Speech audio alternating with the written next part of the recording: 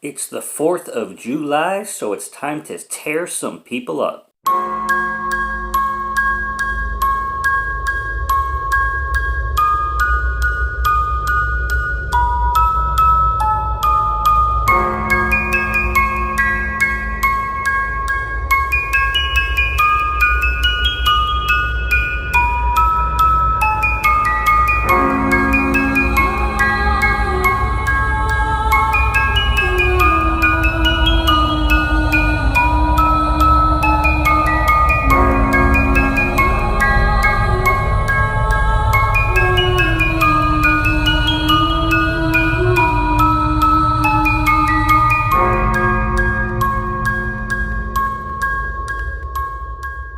What's going on, guys? Welcome to 31 Days of Horror. I am Morgan Film Fan. Let's jump into some scares. The Evil in Us came out in 2016. I just discovered it this year, and I decided to throw it into my 31 Days of Horror. I always trust Raven Banner releasing. I don't think I've seen a bad film that they've released. This one was definitely delivering in the gore and the fun. This is such a teen horror movie.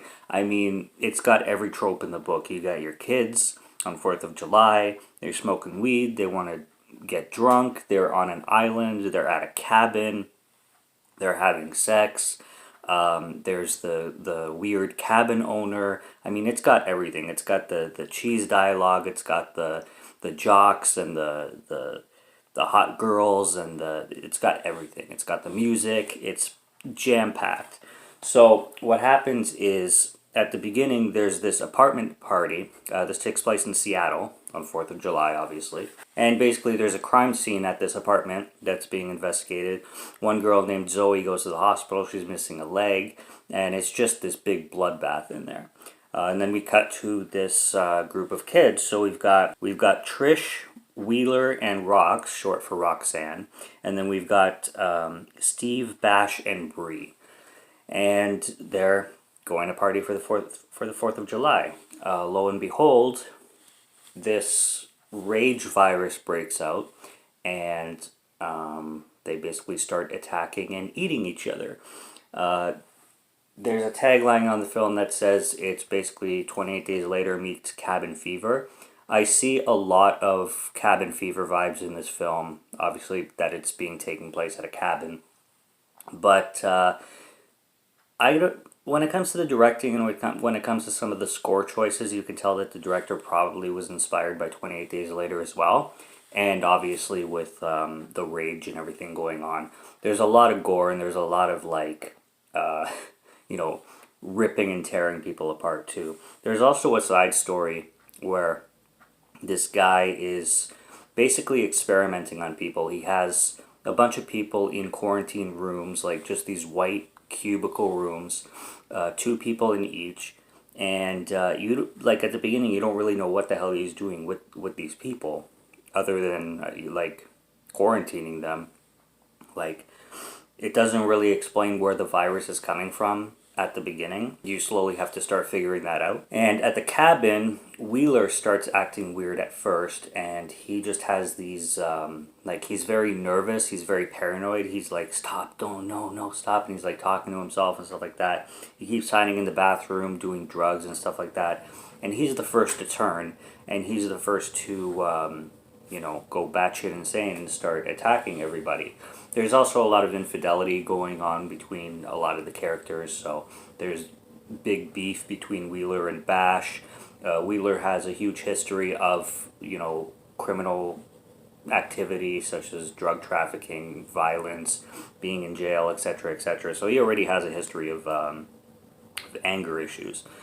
But yeah, it turns into a shit show basically. Now, I liked the ending and where things turned out, especially with the experimenting and the quarantining people. Which, by the way, I'm a very claustrophobic person, and I actually just got out of the hospital where, being the situation that's going on, I did have to be isolated for a little bit until they tested me for whatever. And even in that room, I was already claustrophobic. So seeing this go on, where it's literally just a white room and these people are literally trapped behind like like unbreakable glass, and nobody can hear them inside. It was just terrifying to watch, for somebody with claustrophobia. But anyways, at the conclusion, it's really, first of all, this virus is temporary, which I found very interesting. So at the end of the movie, they get over it, and in the morning, Wheeler, who's at this point all burnt up, which is really weird because he got lit on fire and he's totally charred, and he's still alive somehow. So he's talking. He gets up. He got shot too, and then he realizes everybody's dead around him, and he starts to feel such remorse, and he has no idea what the fuck is going on. So this is a temporary virus that this guy in this lab is experimenting with.